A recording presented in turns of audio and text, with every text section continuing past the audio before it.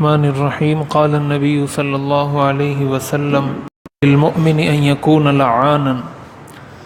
حضور نبی کریم سرور دو عالم صلی اللہ علیہ وسلم نے ارشاد فرمایا، مومن کے لیے یہ بات مناسب نہیں ہے کہ وہ لعن طعن کرنے والا ہو۔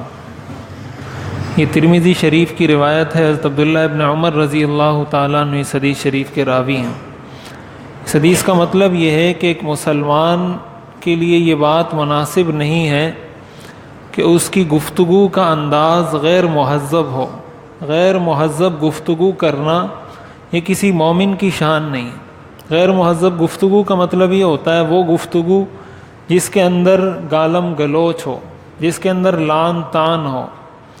اور ایک حدیث میں یہ بھی آتا ہے لا ينبغي لصدیق ان یکون لعانا، کہ کسی دوست کے لیے یہ مناسب نہیں ہے کہ وہ لعن طعن کرنے والا ہو۔ مطلب یہ ہے کہ جب دوست آپس میں بیٹھتے ہیں، بے تکلف دوست، تو اس میں ہوتا یہ ہے کہ ایک دوست دوسرے دوست کے ساتھ بہت جس کو کہا جاتا ہے رف لینگویج استعمال کرتا ہے۔ رف لینگویج کا مطلب یہ ہے کہ اس کی زبان پہ جو بھی آ جائے، کوئی گالی آ جائے تو گالی دے دیتا ہے، کوئی لعن طعن کی بات ہو تو لعن طعن کر لیتا ہے۔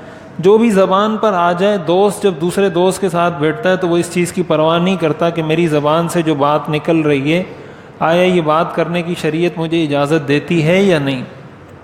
تو ظاہر شریعت نے انسان کے ہر کام کے لیے کچھ لمٹس مقرر کی ہیں۔ تو آپس میں دوست یار جب بیٹھتے ہیں تو ان کی گفتگو کی بھی کچھ لمٹس ہیں، اس کو پار کرنا، اس سے تجاوز کرنا یہ کسی مومن کی شان نہیں۔ اور کسی کو لعنت دینا، حضور علیہ الصلوۃ والسلام نے فرمایا لا تلاعنوا بلعنت اللہ، اللہ کی لعنت سے کسی کو لعنت مت دو، یعنی کسی کو یہ مت کہو تم پر اللہ کی لعنت ہو۔ اور ظاہر ہی ہمارے ہاں تو دوستوں کا ایک بالکل اس کو دوستی کی انتہا سمجھا جاتا ہے۔ دوستی کی سچائی کی علامت اس بات کو سمجھا جاتا ہے کہ ایک دوست دوسرے دوست کو گالیاں دے۔ یہ سمجھا جاتا ہے کہ یہ میرا بڑا اچھا دوست ہے اور بڑا بے تکلف دوست ہے۔ تو ظاہر ہے کسی مسلمان دوست کے لیے دوستی کا یہ معیار نہیں ہو سکتا، خصوصاً جب حضور علیہ الصلوۃ والسلام نے اس سے منع فرمایا۔ اور یہ گناہ کبیرہ ہے، کبیرہ گناہ ہے کسی مسلمان کو لعنت دینا، کسی مسلمان کو گالی دینا۔ حدیث شریف میں آتا ہے سباب المسلم فسوق، کسی مسلمان کو گالی دینا، اس کو برا بلا کہنا، اس کو لعنت کرنا یہ فسق ہے، کبیرہ گناہ ہے، کوئی چھوٹا گناہ بھی نہیں ہے۔ تو یہ وہ سارے معاشرتی گناہ ہیں جس میں ہم مبتلا ہو جاتے ہیں، ہمیں پتہ نہیں ہوتا۔ حدیث شریف کے اندر آتا ہے انما بعثت رحمتا وما بعثت لعانا، کہ مجھے اللہ نے رحمت بنا کر بھیجا ہے، لعنت کرنے والا بنا کر نہیں بھیجا۔ تو مسلمانوں سے بھی اسلام کا یہی تقاضا ہے۔ اور اس کے اندر والدین کا کردار بھی بہت اہم ہوتا ہے۔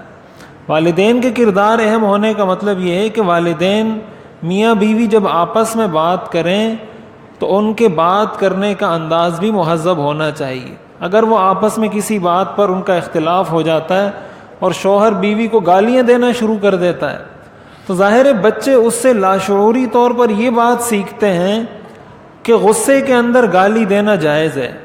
جب غصہ آ جائے تو اس صورت میں گالی بھی دے سکتے ہو، مار بھی سکتے ہو، جو منہ میں آئے بول سکتے ہو، اس لیے کہ میرا ابو اس طرح کرتا ہے، یہ میری امی اس طرح کرتی ہے۔ تو لاشعوری طور پر ہم اپنے بچوں کو یہ چیز سکھا رہے ہوتے ہیں۔ تو یہ حکم جس طرح دوستوں کے لیے ہے اسی طرح میاں بیوی کے لیے بھی ہے کہ میاں بیوی بھی اس چیز کا خیال کریں۔ اسی طرح بعض عورتوں کی عادت ہوتی ہے اپنے بچوں کو بد دعا دے دیتی ہیں۔ کوئی ایسی بات جو ان کو پسند نہیں آئی، بچہ سو نہیں رہا یا بچہ تنگ کر رہا ہے یا بات نہیں مان رہا، تو ماں کی عادت ہوتی ہے، عورتوں کی عادت ہوتی ہے بد دعائیں دینے کی، کچھ بھی زبان پر آ جائے بچے کو بول دیتی ہیں۔ اس سے تو حدیث شریف میں باقاعدہ الگ منع کیا گیا ہے کہ اپنی اولاد کو بد دعا مت دو۔ تو اپنی اولاد کو بد دعا دینا یہ تو اور بڑا گناہ ہے۔ تو یہ ساری وہ چیزیں ہیں جس کا تربیت میں بہت بڑا دخل ہوتا ہے۔ اگر والدین شروع سے اس چیز کا خیال کریں اور بچے میں اس چیز کو نوٹ کریں کہ اگر وہ ایسی لینگویج یوز کر رہا ہے، ایسی لینگویج استعمال کر رہا ہے، تو شروع سے اس کو تنبیہ کی جائے کہ بیٹا اس طرح بات نہیں کی جاتی۔ اس کا نتیجہ یہ ہوگا کہ جب وہ معاشرے میں جائے گا، کسی فیلڈ میں جائے گا، کسی شعبے میں جائے گا، تو وہ ایک اچھی شخصیت کا حامل اور ایک اچھی شخصیت کا مالک ہوگا، اور اس کو معاشرے میں ایک عزت اور قدر کی نگاہ سے دیکھا جائے گا۔ اور اگر شروع سے ہی اس طرح کی زبان پر اس کو عادت ڈلوا دی جائے گفتگو کی کہ اس کو یہ پتہ نہ ہو کہ بڑے سے کیسے بات کی جاتی ہے، چھوٹے سے کیسے بات کی جاتی ہے، سب کو ایک ہی لاٹھی سے ہانکتا ہو، تو ایسی شخصیت ظاہر ہے ایسا شخص معاشرے میں قدر کی نگاہ سے نہیں دیکھا جاتا۔ تو یہ وہ چیز ہے جس کو حضور علیہ الصلاۃ والسلام نے فرمایا کہ مومن کے لیے یہ بات مناسب نہیں ہے کہ وہ لان تان کرنے والا ہو۔ ہم اپنی دوستی یاری کے اندر، اپنی گھریلو زندگی کے اندر، اپنے گھر سے باہر کی زندگی کے اندر اس چیز کو نوٹ کریں، اپنے اندر، اپنے بچوں کے اندر، دوسروں کے اندر تو ہر کوئی نوٹ کرتا ہے، اپنے اندر نوٹ کرنی چاہیے۔ اللہ تعالیٰ عمل کرنے کی توفیق عطا فرمائے۔